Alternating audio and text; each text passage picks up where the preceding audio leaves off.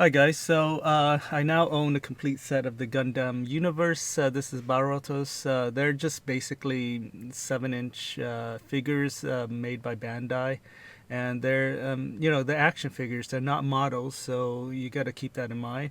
I really like the details, the coloring. I'm not a big fan of the plastic, which seems kind of light.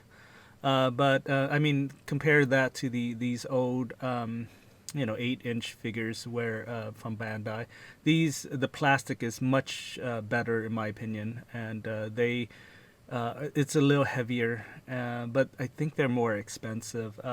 Those came out about the same time that they released these like 3.5 or 4-inch figures to the American market. I'm gonna show you an example. Give me a second.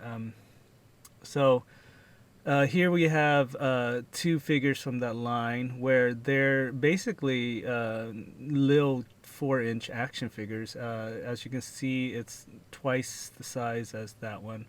Like I said, the plastic on these are a little heavier. I do like the plastic on these, and the details are pretty good, especially for that scale. Now, I wanted to talk to you about these little super deformed Gundam figures you can find in like these boxes.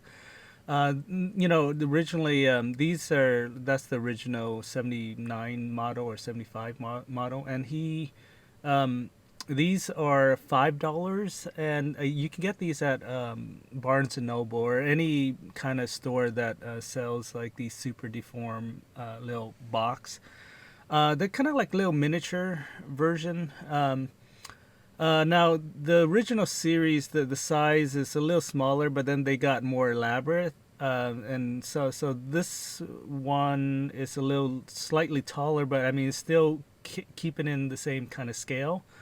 Um, they're a little smaller than these, like $10 model kits. This is like a model kit that you can get, and um, but anyway, these latest box, they are slightly bigger. They're almost like 1 inch or like half an inch taller. They're more expensive. These are like $10 or $8. I'm sorry, I think it's $8.99, so it's about $9. But you get a base, you get a stand, and they're just more elaborate, and they look a lot of details are in these. I mean, and that translucent center there, it's kind of like it's more expensive basically.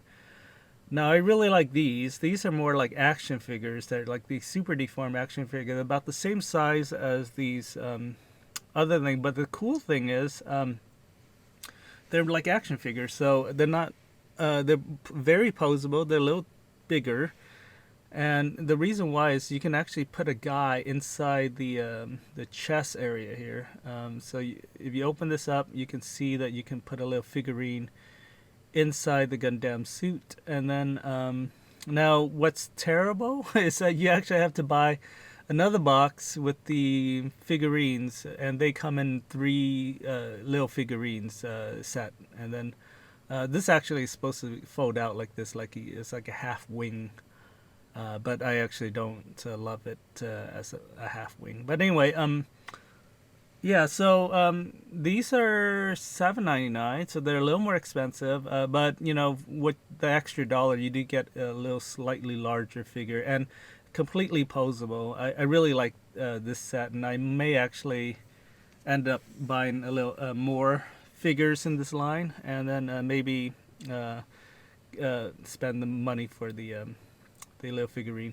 But so far, yeah, if you're collecting Gundam, I definitely recommend these action figures. They're better than, in my opinion, better than model kits, because the thing with model kits is that they are a lot more expensive. They import them from Japan. They're usually about like $50 or on average. And you spend like 2 or 3 hours putting it together, or more hours putting it together.